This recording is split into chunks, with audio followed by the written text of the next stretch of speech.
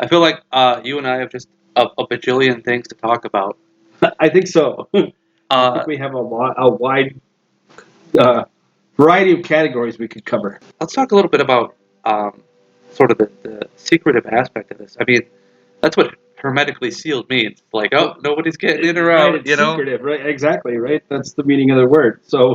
Um, so this is an interesting thing because often, especially, so let's look at the era of the Golden Dawn.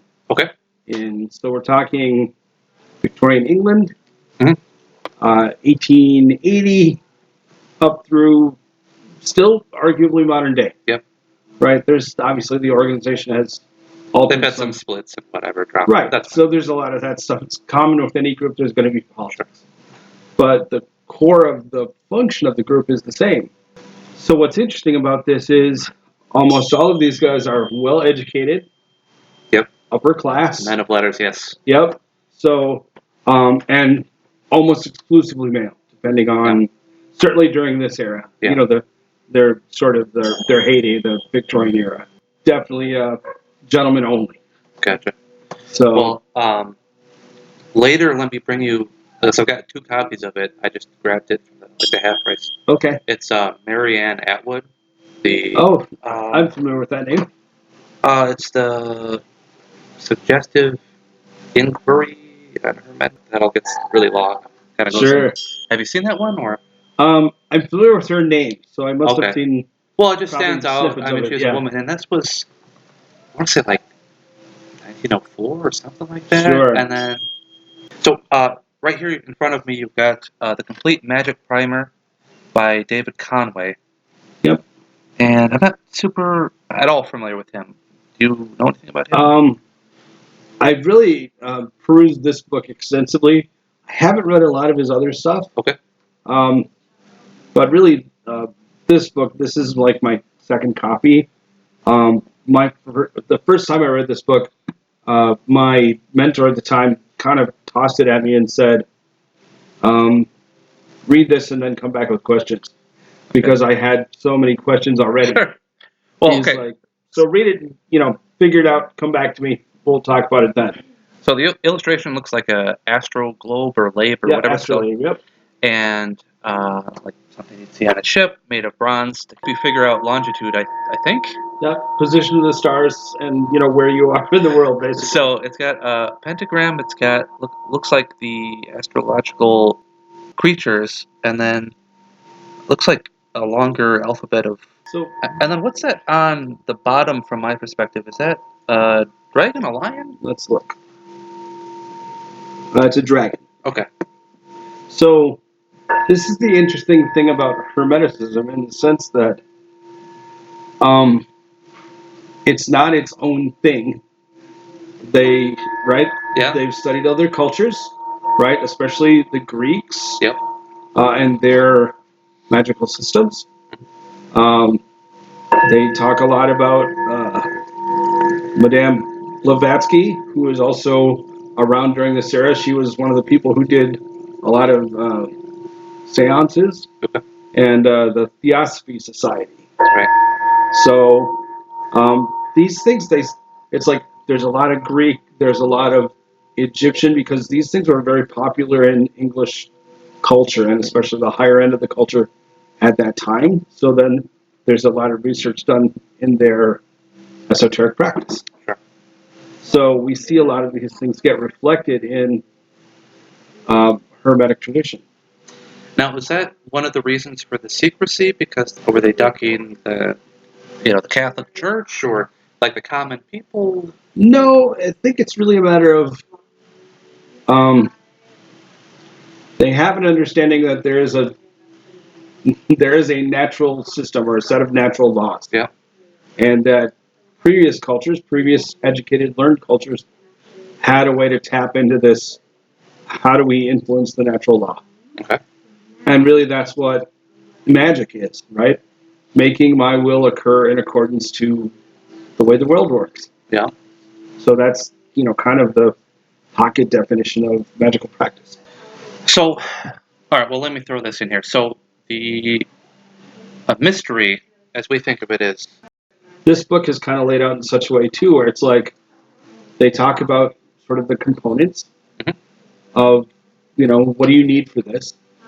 So one of those is willpower. Um, you need to be educated is part of their right on how this functions, right? And nothing is off the table for Hermetics, right? We talk about angels. We talk about right. They're very free with the words angels and demons. Yeah. And things have names and all kinds of stuff. Um, so they really, like I said, they borrow. I don't want to say borrow, but they've researched every culture, and it all comes under the Hermetic umbrella. Well, I know there's a lot of communication between Egypt and Greece/Rome through the Correct. years, so that's a big part of it. Although visually they're very different, so Yes. I'm not sure what to say about that. So here's what happens. Historically, Alexander the Great conquers Egypt. Yeah. So then there's a point literally where it's entirely possible that the pharaoh or the ruler of Egypt is likely a blonde-haired, blue-eyed person. Right. So, right. So that explains sort of the cultural drift, but also how all this Egyptian knowledge of magical systems gets to England or gets to Rome and then England and so on and so on. So that's kind of the historical path. So what's interesting about this is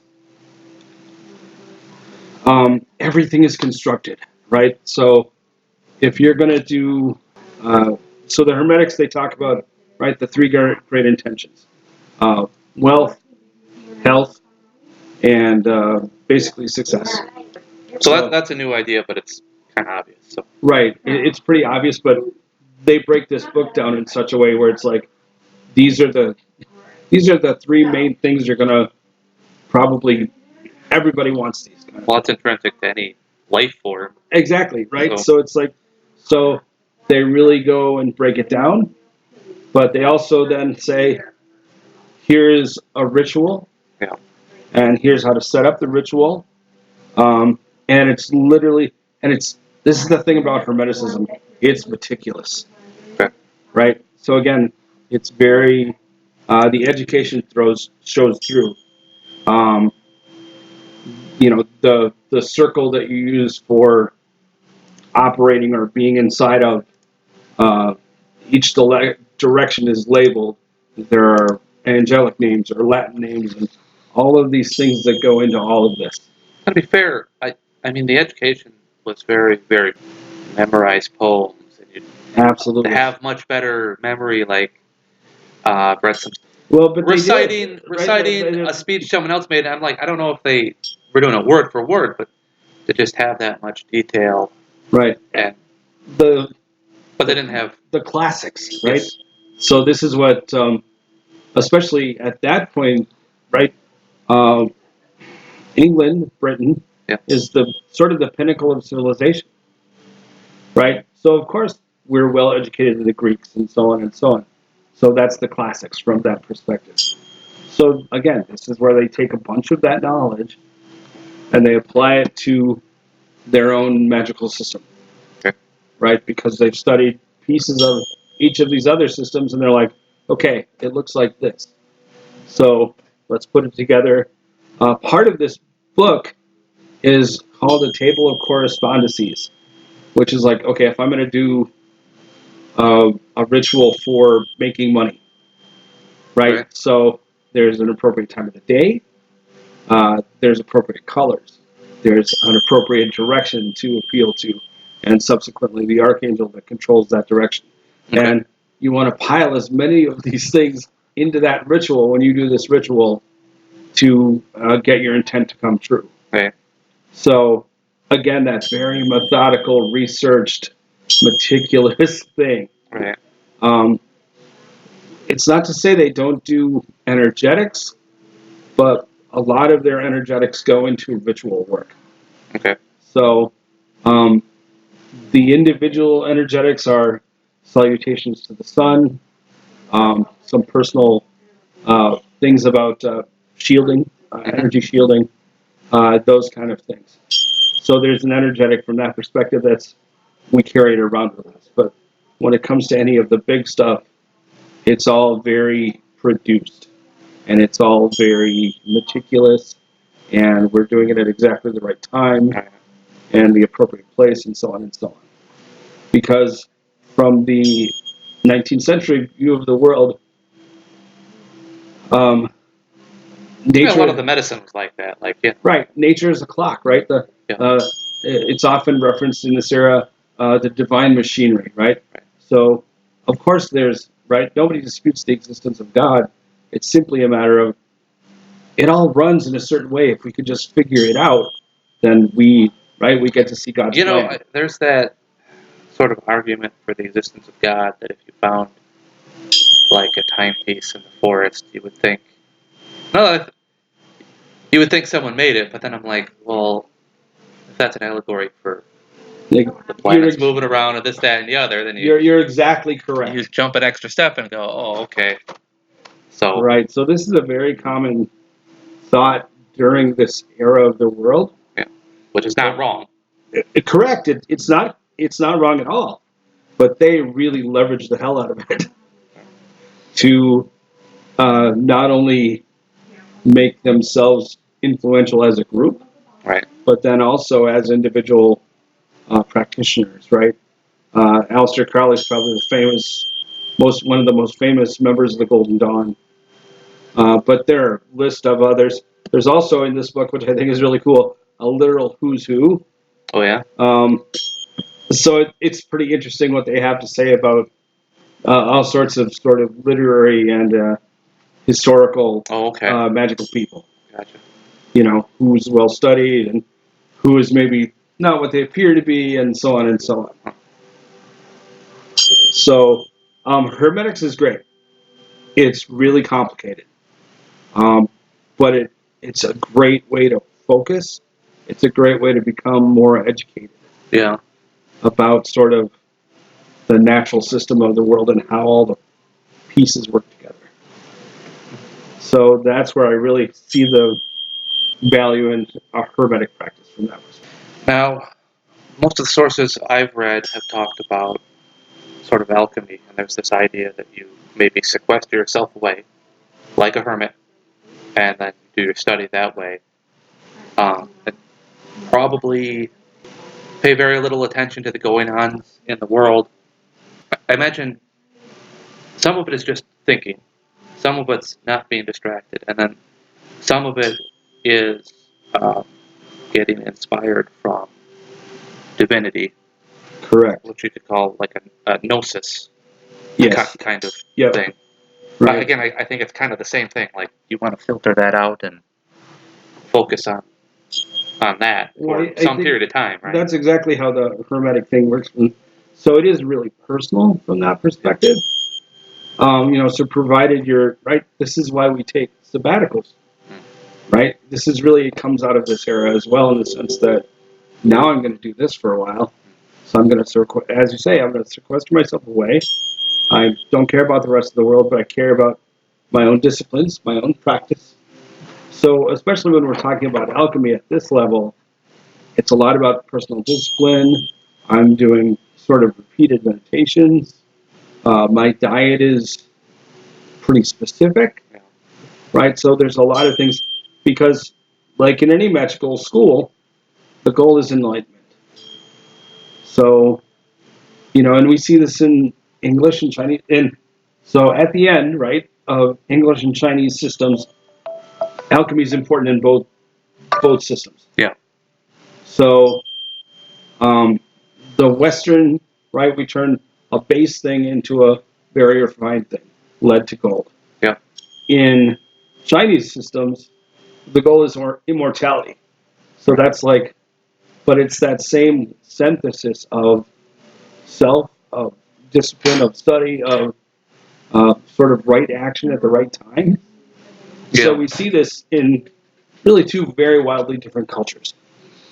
Yeah. The Eastern sources I've read have talked about, well, like one of them talked about like life force to chi to like dragon energy, whatever you want to call it, that, or sort of taking in the solar energy and integrating it. Of course, a lot of the sources from India talk about like Shakti type energy from the bottom up. But again, it's sort of the same idea of integrating. Whatever that is. Well, it's the same thing here. There's a very kind of a daily ritual that the Hermetics talk about, salutations to the sun, right? So in the morning, you get up, kind of face to wherever the sun is, and it's a pretty personal process, but I key myself around, right, the natural rhythm of the day, right? So what I think is interesting here, we greet the sun, we share in that energy, but at noon, when the sun is the highest, we greet that energy, but we also can take a little bit and pour that into ourselves. Sure. Right? This is one of the things that literally the Hermetics say is like, don't be afraid to take a little for yourself and store it in your own energy system. Yeah. And then at evening, right, there's again another little meditation to go through. And this is just part of the daily practice of. So that's something I actually have not read in any of my It's sources. really, and it's a very short section of this book, but it's really interesting, and I really like the way it's written. Makes sense. I'm looking back on it now, and it's like, oh, that's a thing I used to do. Yeah. And I don't do that anymore, but I do have other things that I do, kind of in a daily situation where it's like, okay, try and make sure that I give myself 10 minutes more in the morning time to, clear my energy, to, those kind of things to make sure that I'm on track for the day. Well, it's just very interesting. I mean, I've just from my influences, I've been paying a lot of attention to the moon and the moon cycles. It's kind of the same thing, but. And then I was also thinking about all my years of night shifts and shenanigans and just like, I don't know, Sure. didn't really see the sun, Yeah, it's like, the only reason you see the sun is because you're about to go to bed, right? Those kind of things. They used to, for the company I was working at, they had a data center, a couple of them. One of them was in Chaska, and like work started at, I think those days even maybe 6, but maybe 5. Boy, and I just remember getting up at 4 in the morning. It's great, maybe earlier, getting the ice off my car and driving down there, and it's just like there's a stretch where there's no street lights, and it's just like a black void, and it's like man. I remember thinking like this is not natural, like right. And for the Hermetics, right, they're like, okay, their solution would be, what other things can you do to correspond to what you need to be happening in your life, since your sort of natural system is out of whack. So, and I think so. Like the Eastern traditions are more about going with the flow, but obviously never like 100%, because you want to impose your will and the will is always involved, right? In any esoteric system, really, the will is involved. Yeah. I mean, that's the whole point. To see the pattern and know when to go with the pattern, and know when to sort of push against the pattern. Well, it's just like anything else. Like if you have water and you divert it from a river, the river's going to flow to another river or a pond or something. So, I mean, there's always like a larger pattern or bigger rules that you could follow, like framework, but exactly, you're still. I don't know. I guess that's just the duality of that. Like, but that's exactly what we see in both, really, I think, Hermetics and in Chinese systems. Their emphases are different, but we see this sort of, this is right. This is divine nature is one of the things Hermetics might call it, right? So that existence of God in the way that nature functions. Yeah. Right. So this is the natural cycle. They observe it. They see it. They behave with it to make their intentions occur. Right. And we see this in in Oriental systems, and we see this in Oriental martial systems, like Tai Chi, right? Um, we do some things in the spring that we don't do in the winter. We do, That's these true. kind of things. We did Right. we did that even actually now that you mentioned it, even like the Goju Ryu karate I was doing. They were like, we do kind of like strength training in the winter, and they had like these hammers like made out of coffee cans full of cement and a stick in it, and then Sure. you might do probably like more like calisthenics in the spring. And I don't know when you'd be doing more stretching type stuff, but I mean, I haven't thought about that for years. But But again, there's that adherence to the larger natural system. well, you said something really good another time I talked to you. Don't know the words, but it was roughly that the sense I get was that if you want to do anything of worth, you need to take like a good look around at what's going on and be in sync with it. That's just like a really vague thing to say. But it's so, that one of the things I say a lot is, our our intent flows where our energy goes, Yeah, right? But that means that I'm aware of what's happening around me, sure. right? Because otherwise, literally, that adage of I'm fighting upstream. Hmm. It's like, okay, if I don't have anything, if I don't have all my ducks in a row, Yeah, and I'm doing it doing, let's say, a ritual at the opposite time of the day when is the time to maybe do this ritual, right? Now I'm really working against myself and against the natural pattern. So to make my intent occur, right, this is more difficult. well, I guess if I could go on a tangent, I think it should be that with most things, and I think this is one of my big problems with the, let's say, modern lifestyle. Like, here's an arbitrary time to get up, here's an arbitrary time to eat, here's Right. whatever's convenient for us to maybe feed you, and maybe we're not concerned about a lot of things. Maybe here's cheap food, we'll make something out of plastic, which isn't bad all the time, but Right. what? Hold on. It's not bad all the time, but it is bad all the time. If everything's plastic, that's a problem. Yes, I But agree. just the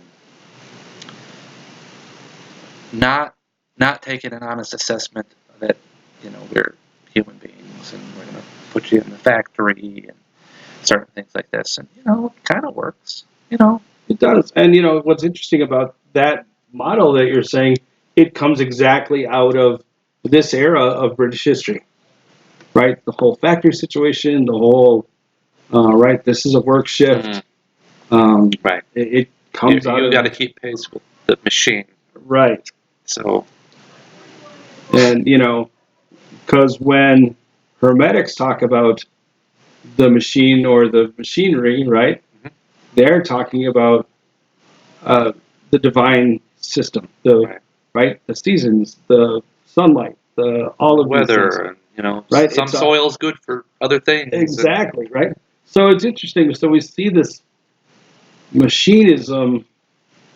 I hate to use that term because it takes away from the natural system piece. Because really, that's what, especially the Hermetics are really focused on, is that sort of natural piece of this is the right. This is the way we. even the term like natural. Now we think natural is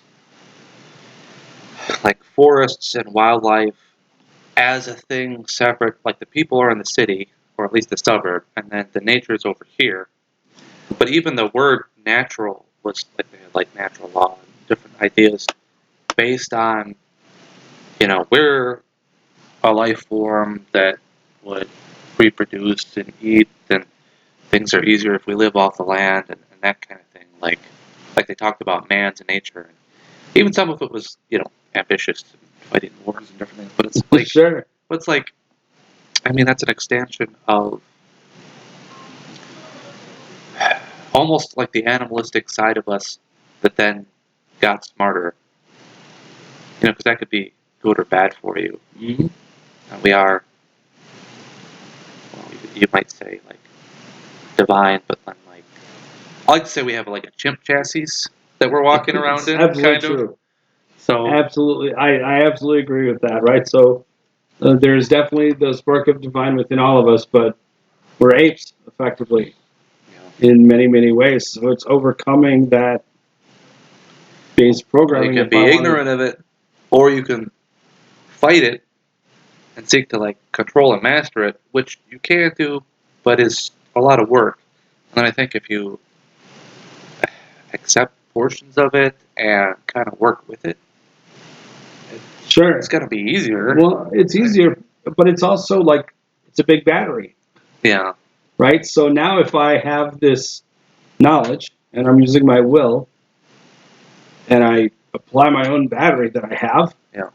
now I'm, for lack of a better term, heads and shoulders above my fellows because I'm doing different things than they are because I know more than they do, Right. but I'm using the gifts that we all have. Yeah. And really, this is, I mean, that's almost Hermeticism in a nutshell. And do you ever get, I don't know, even like frustrated? Like, I imagine you must be annoyed like most people, you know, bad drivers, different people. Oh, sure. Do you look at it like, well, if they only knew this and that, they wouldn't act that way? I don't know. You seem like a really chill guy, so I don't think, know. it depends on the day. There are certainly some days where it's like, oh, why are you being so stupid? Other days, when I'm better, Yeah. right, I just sort of, this is an interesting thing about traffic. So do this the next time. There, just like everything else, there's a pattern and a flow to it. Yeah. So I'll get behind a couple of cars, and it's like, and it's a game that we play that really I learned from my Tai Chi teacher. It's like, how long is this guy going to go in the same direction as me? Yeah. Is he gonna take this next ramp? Is he gonna?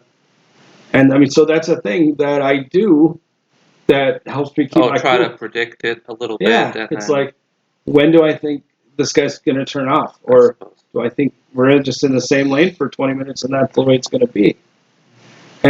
But you get hooked into the pattern of it and the systemness of it. And you're not fighting them. So it's like, right. And you also get a feel for, okay, yep, this guy's going to take this exit well before he signals. It's just a feeling. It's like, oh, yeah, I think he's going to take this exit.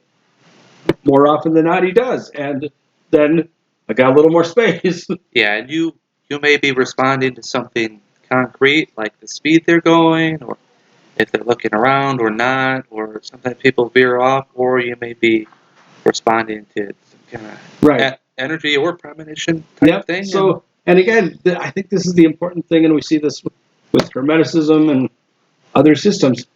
It all matters. Yeah. So, I mean, sure, it might be the feel of that guy's energy. Great. But I also know what the speed limit is, that we're all in these big metal boxes that roll really fast. Yeah. I mean, so it all does matter. But I think sort of what kind of you said about nature, where it's like it's separate from us, it's the same thing that happens day to day to people. They're all just separate, right? Yeah. We all get in our individual cars and we do our individual things. And that's where you get some conflict. But. Yep. And there's no community. There's no shared energy. There's no... Yeah.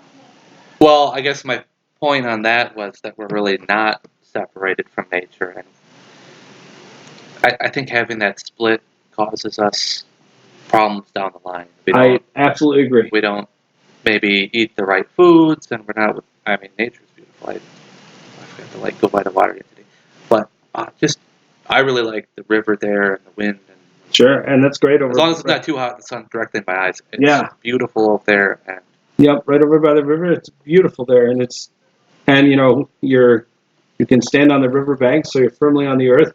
The water is right there. There's air. Yeah. Often there's sun. Right, so now all of a sudden I have all the four elements. Yeah. Okay, so now, right, and why do I know that? Because I'm educated. That's what a Hermetic would say. Right. I'm educated. So where do the four elements come together? Well, your eyes are open, kind of. Exactly. Right. So this is the interesting thing about Hermeticism. It does require education and awareness. And then what do I do with that education and awareness?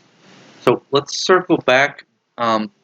Traditionally, and I think this is partly a Piscean age thing, traditionally there was secret societies and you had to be initiated in to prove yourself worthy, and then there were tests and whatnot, and then an initiation. Place. Yeah. On the other hand, right, often the people that get together and do these things, they're like-minded. They have similar goals. So that's the reason for the secrecy. So we had some recording problem right when we were talking about secrets. Keeping people from. So I guess. So again, people were tested, and then they usually had to go through, at least for hermetics, like an elements-based initiation and different things. Clear. Yep. Of course, they have. Correct. Was this because some people aren't ready or putting in the work, kind of from your perspective? Or I think in the hermetic case, it's a little more about they wanted to keep it secret and sort of pure all by itself. Okay. I think in other sort of secret societies, for lack of a better term, it's much more exactly what you said. It's like you have, if we let you in, you have to be able to perform at X level. I think some of that might be ego and like you got to prove to us, right, kind of thing. And it's really the same thing with Hermeticism. It's like, right, you better be able to jump through the hoops, otherwise we don't want you to do the work. But right. Because I mean, the texts that I've read are very oblique, and they're written in code, and they've got run-on sentences, and they've got all this stuff. It takes effort, and even I find myself going through and reading, right. And then just I just my eyes went over 3 lines, and I didn't remember anything, and I gotta force myself to go back. Yep, and this book is much like this as well. There's a few sections where it's like, oh, what did I just run over?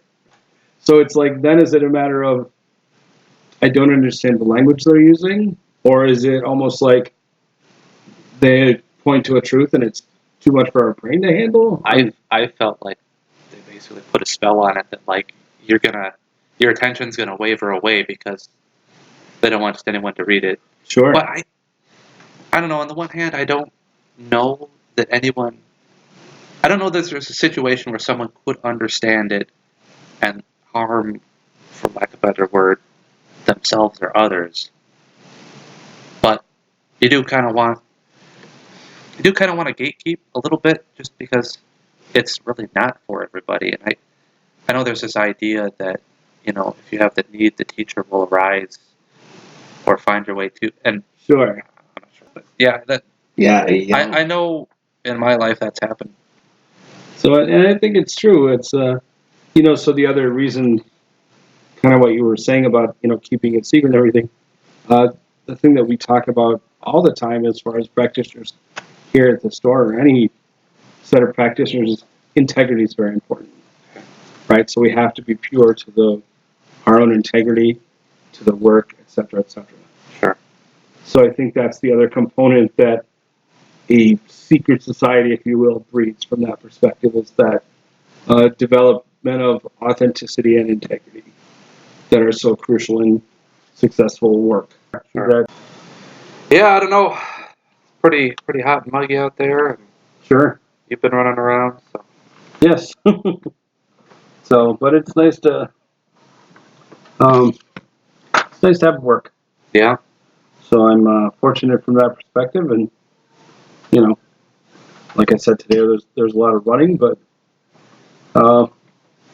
it was helpful, right? Yeah. So the person I just saw, she fully acknowledged. It's like, yeah, I'm freaking out. It's like, okay.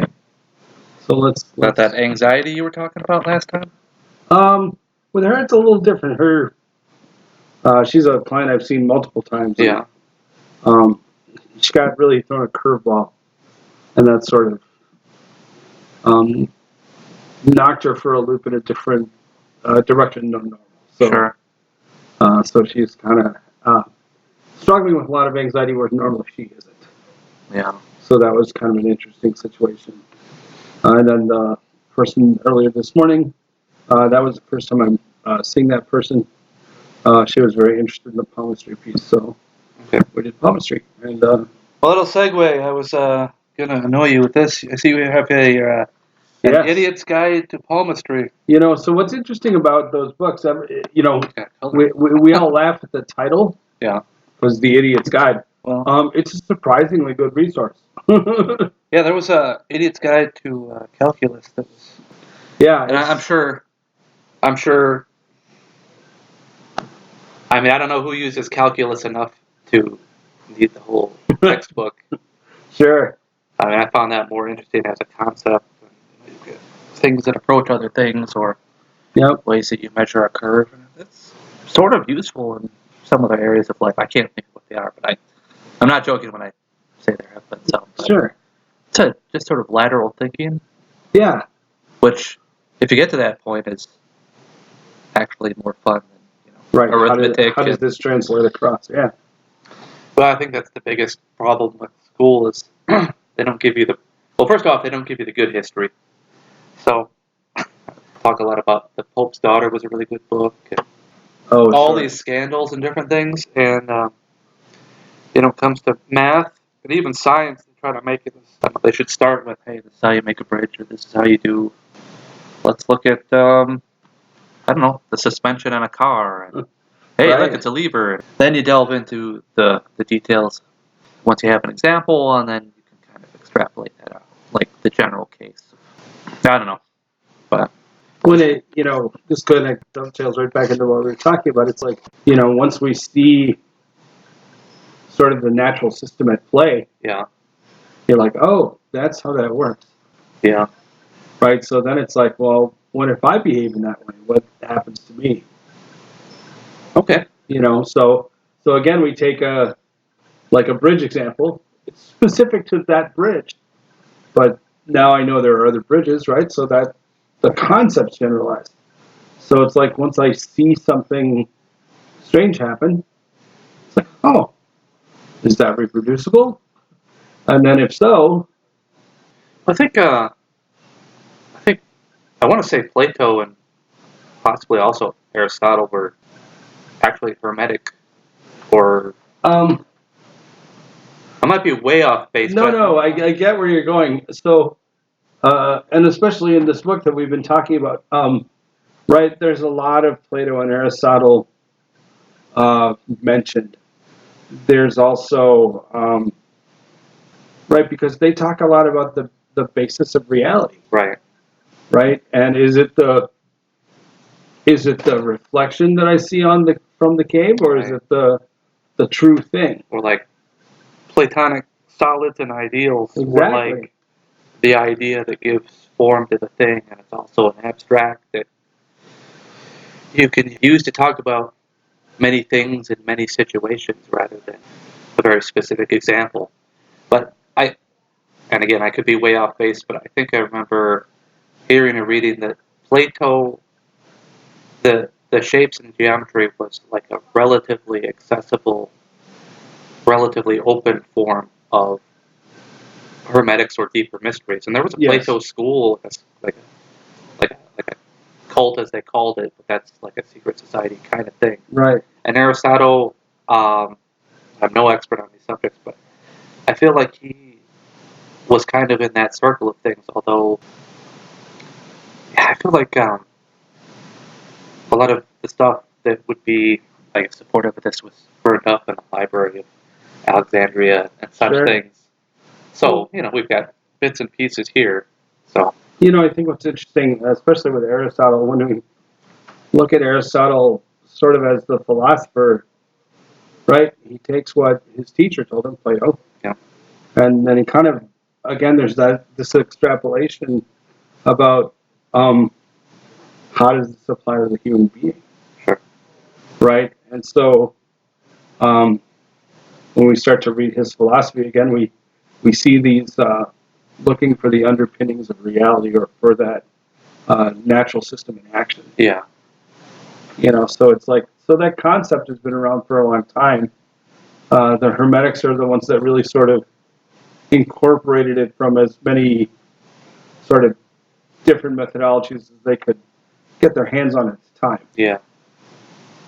Well, I was just thinking it's interesting that, so you have philosophy, and then you have this other stuff, like let's say an alchemist philosophy, and think of it as like this separate thing, but I don't know, the more I delve into it, it seems like philosophers kind of circle back to this sort of stuff anyway. Well, I think they do. I mean, I think this is the nature of philosophy. It's like, Well, if a bunch of different people come at it from different angles and find something similar, right, there must be some kind of fundamental truth. right. Exactly. There's some truth that we're all seeing at least a portion of. One of the Library of Alexandria, that's always kind of a fun story for me. One of the theories about tarot is that because there was no language in common, that tarot, and especially the major arcana, were one of the tools that they used to communicate with one another using the archetypes represented. Okay. So that sort of situation. Well, that's interesting. And I don't know how much of that I buy, but it's a good story. It holds true to a certain extent in my brain. Well, I think that's like numerology, right? Sure. Which is the other idiot's guide that I have at home. Oh, really? Numerology. So yeah, 3-4 years ago, I was very much skeptical of numerology, but then, like, the more I kind of look into it, the more it makes sense. Like, okay, one is like the inspiration of the idea, two is duality. It's like, from a certain perspective, it's almost like a no duh.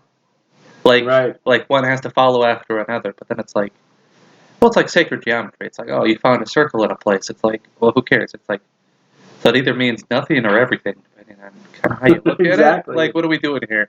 Right. And, again, there's, right, we're pointing at the truth or the underpinning of a thing using, whether it's numbers or circles or, so it's just an interesting deal where it's like, okay, every culture draws a circle.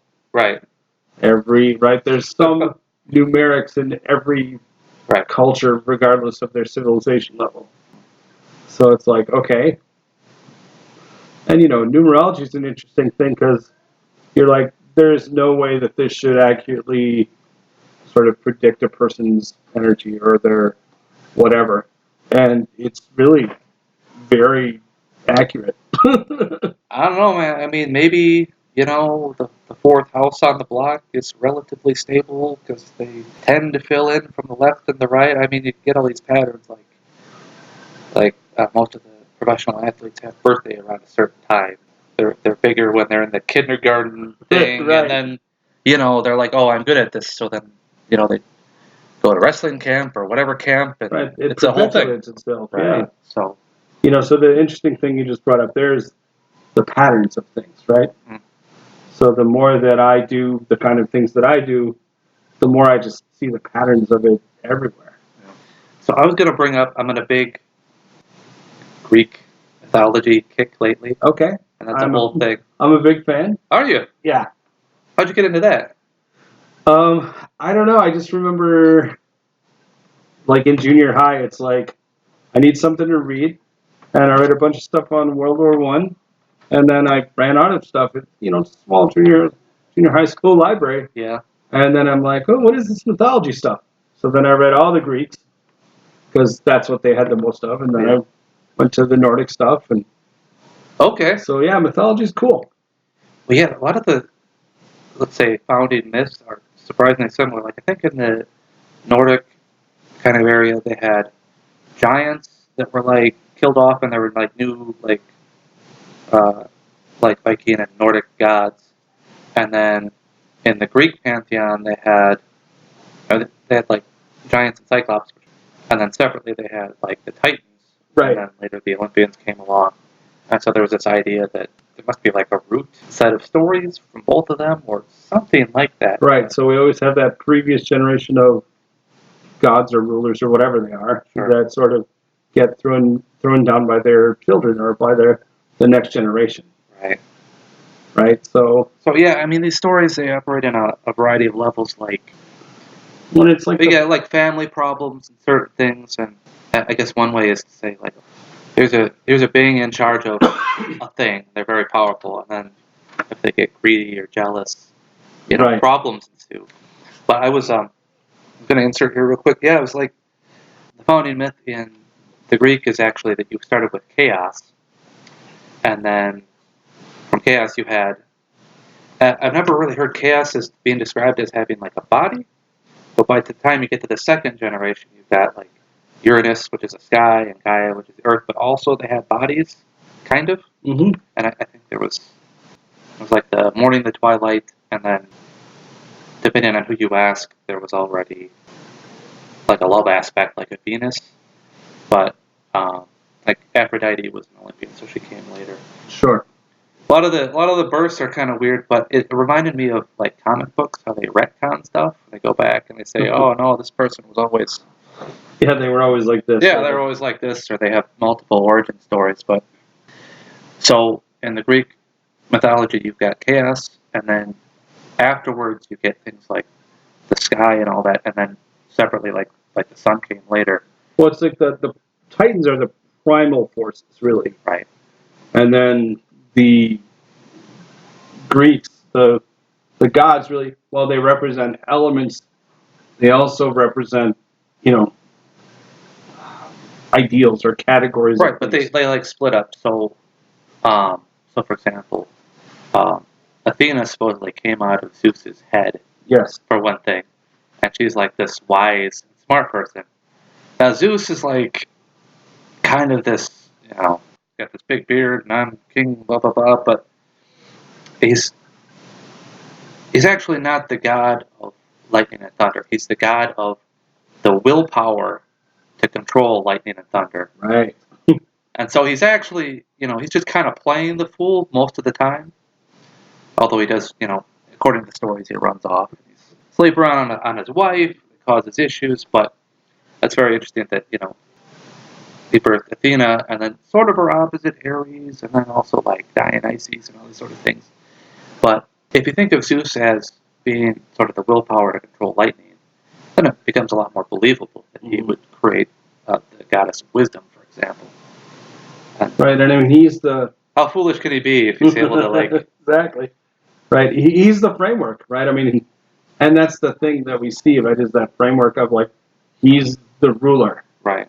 Right, so again, will, right? It's right. His will that...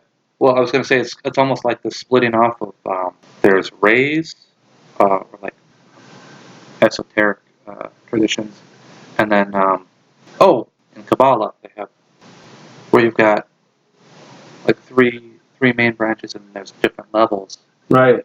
So... Well, so in the Kabbalah, right, we have the Sephiroth, which are the spheres. Right. Right, and then each one of those connecting each two Sephiroths. Right. There's a path, right? And each of those are sort of paths for a piece of enlightenment or self-actualization. Right. And then each of the Sephiroth are really these sort of areas of force. Right. Right, so like at the top, and above the top, then we have those rays that you were talking about. Right, but I guess I kind of understood it like everything admitted or created by the top, and then kind of down, all the way down to where we are. That's correct. Okay, so that's the primary layout that I use when I do tarot cards. Yeah. Is the Tree of Life. Yeah. So it comes from Kabbalah. So right. I've studied the Kabbalah somewhat from that perspective. So it does trickle down. It's like at the top, these are like spiritual energy. Yeah. And then the middle is like mental and the beginnings of some physical. And then the bottom triangle or the bottom tier of things are sort of the real world or the right. how we interrelate based on the spiritual and the mental and mental energies, basically. So I was going to add that I guess I don't describe it that much, but if you had in the Greek ideas where you have chaos, and then you have these primal forces, and then subdivided into other forces, but it's like darkness and chaos, and then you get later like sound and light and such things, and then also like a lot of the Hermetic stuff. There's these imageries of sort of an undifferentiated, chaotic waters that also produce dark smoke, is one way it's described. Yes. And then you have a sound, and then you have a light, right? And then what do we have in physics? You've got like undifferentiated stuff, and then you have an explosion, which is basically sound. And then all the light and energy, as we know it, kind of emerges from that. But I just think it would be, I think a scientist would mock these ideas, but then when they really look at it, they're like surprisingly similar. So, And so it's like we have to develop mythology to come up with, right? That's how we make sense of the world. right, So now we have science, right, right? And it really comes from the same culture. So we see the development of the Greeks and the Romans subsequently as we move right. forward. They refine not only their own mythology, but then they refine like the sciences to better explain the universe. Yeah, and I don't know how much I might have learned from, I believe in ancient advanced cultures, how much they might be downloading into the brain. I think a lot of it is just they tell stories that work. And they also, they would create um, stories that work. And part of that working is you've got to entertain people, and you've also got to relate it to people in different ways. So I wonder how much of this is, hey, I want to describe like a primal force. People like they can't relate to it, so they go, okay, well this primal force fights with this other primal force, and it causes problems and this, that, and the other. Oh, and they're like, oh yeah, that makes sense, right? Well, how do you talk to kids, right? Well, you tell them stories. Right. So yeah, no, exactly. I mean, there's a story that can be taken seriously, but not literally. Yes. Well, I don't know. I have a couple wacky theories. One of my theories is that the stories that people like and that they pass on and develop and evolve into further, incarnations of a similar story. These are stories based on archetypes and things. And it's not just someone made up a story. Right. Right. It speaks to us because there's something about that we need psychologically and emotionally so much. So it tells us as much about ourselves as it does the outside world. And if you look at it like that, there's got to be almost like through trial and error, if people tell stories, and so they arrive at similar conclusions, kind of the same way. Sure. Well, it's like the stories that maybe aren't true, we don't hear about anymore. Right. They have to have that sort of archetypal piece of knowledge or piece of truth that. Otherwise, it doesn't have the same punch or right. the same. If it doesn't resonate for everybody, it doesn't stick around. Sure. I kind of feel like all of us, because we're like sort of sourced from prime energy and the motivating,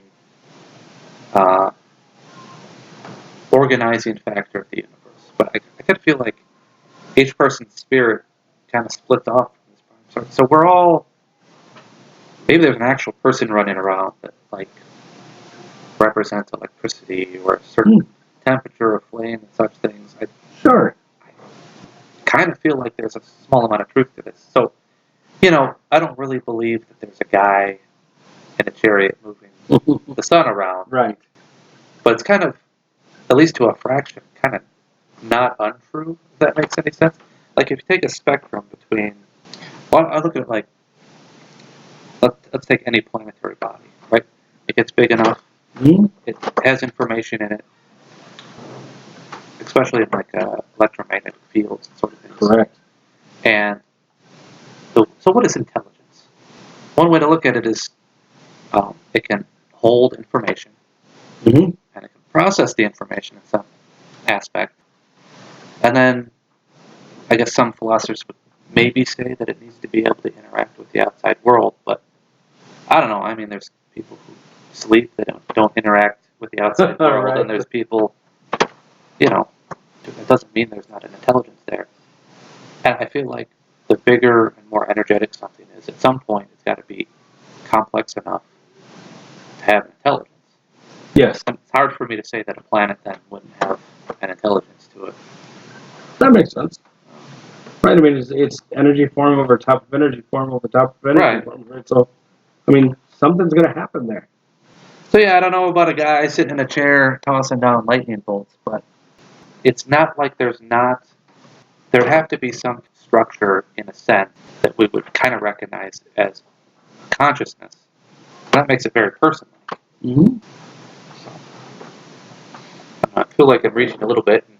I don't know what's going on upstairs. Sounds like some pro wrestling or something. Yeah, there's like this is a one of the conference rooms upstairs. And Oh, okay. obviously, they're putting something together, I would guess. I don't think that'll come in on the microphone too well. It's Sure, yeah. angled. I'm not too worried about it.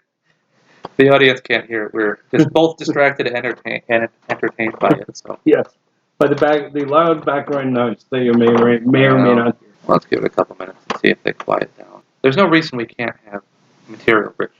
Right? We have this whole planet that's very generous, but somewhere along the line we debase our entire economy around a version of that that's made up money, that's based on a scarcity principle, that's I don't know, just a whole thing. Well, and I mean, that's the problem in the modern era is we're all pointed towards scarcity, right? Yeah. It's really easy to imagine not having a thing, but much more difficult to imagine having a thing or being successful or, I will say, start with an abundance mentality because that thought, more and more, I've been seeing crystal clear. Like it evolves. It's like a Pokemon. It evolves into its next form, Sure. and then it becomes like the adult form, and then suddenly you've got like a problem that all hatched from this egg. All I can say is that I've seen it with my own eyes in my own life. It's just another one of those things that I would not really have believed you. I think this one probably in my mid-20s, but now it's just obvious. Like I just could point to so many personal examples. At certain points, I've asked for more challenges in my life. I'm sure I never get challenges. I'm like, oh, that's a bit much. Can you take it back? And then people just move out of my orbit. Other people move into my orbit. I feel pretty thankful that that's a thing. So. Sure. Well, I wanted to ask you something about just that picture alone. So it's got the zodiac, but then it's got a dragon on bottom. And according to some interpretations, there's a 13th zodiac of the dragon.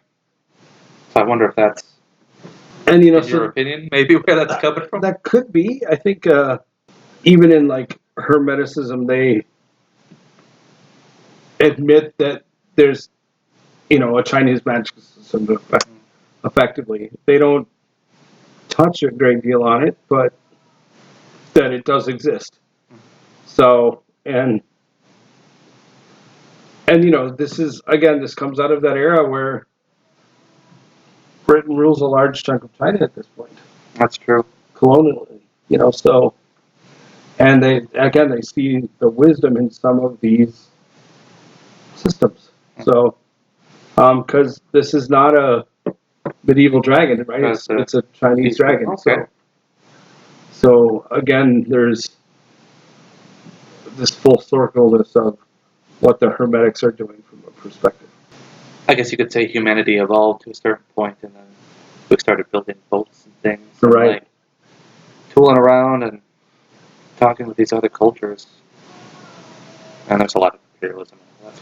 And one of the funniest bits is the spice trade or salt trade or whatever. It's like, we gotta get that guano, like, which sounds funny sometimes, and it's funny from our perspective, but yeah, that international trade, especially with something that's sourced from one location, let's say, sure, and it's compact, and even if it's just a flavoring for the most part, it's like, wow, there's a ton of demand for that. That'll launch the sailing of 1,000 ships. Get us those spices and those curries. Well, it's like, you said it perfectly there. It's like, okay, if I have something and it only tastes like this, then yeah. But if I can add a bunch of spices to it and change the taste, that's fantastic. I was joking with someone that Britain had a bunch of brown food, even though I don't think about it, most of the cultures have a lot of brown food, whether it's curries or fries or whatever. But I don't know, their brown food just seemed extra brown. But they get a lot of stuff now from World War II. They told in the hole and different weird whatevers they have. But I don't know. They had fun with it. Well, that was a real time of pride for Britain. The empire, the sun is kind of set on that, and they have the Victorian era, and I think things were. Well, the Victorian era was up until pretty recently. I don't know when. Up until 1910, depending on what you mean. Right. Right. And I mean, really, this is the it's a little bit like Rome in the sense that there's a point at which, a large portion of the world's population are now British subjects. Yeah. Just like in the very early history, there's a point at which, half of the population are subjects of Rome. Yeah. Because of, again, right, ships and exploration and so on and so on. Now, Rome was interesting because they were actually always, by our standards, extremely split up. Communication was slow. Oh, yes. You'd have a general go out and just conquer some land, and others would fail to keep some land. And I don't know, it was a whole thing where. Oh, well, this is why we have city-states and not nations. It's the as generals become more successful and hold more and make alliances with other generals, this is where we start to see nations come around.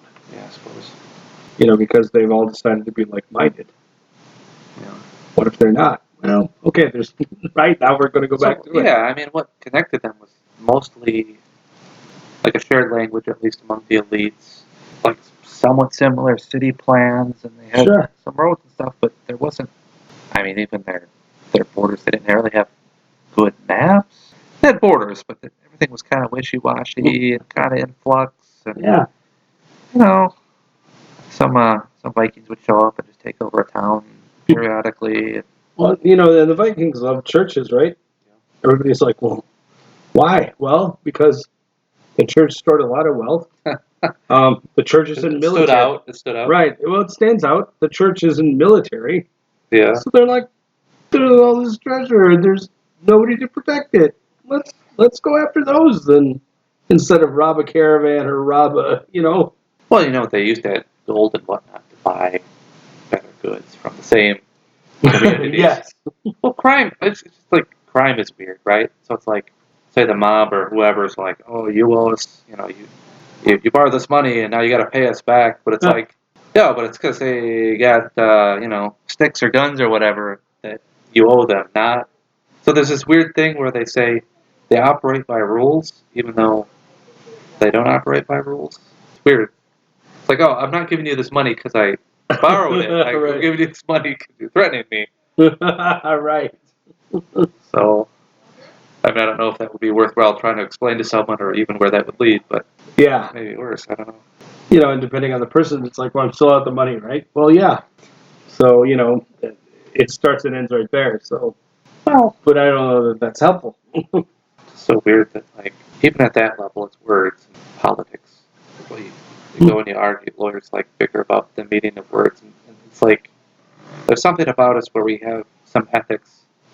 Even the bad people have some ethics, and then it's all about can I use my words to convince you that my perception of reality is the correct one? And it's what's really going on here? Yeah. Well, this is an interesting thing when we start to talk about reality is defined by what or by who. So, but that's a topic for another day to be sure. Okay.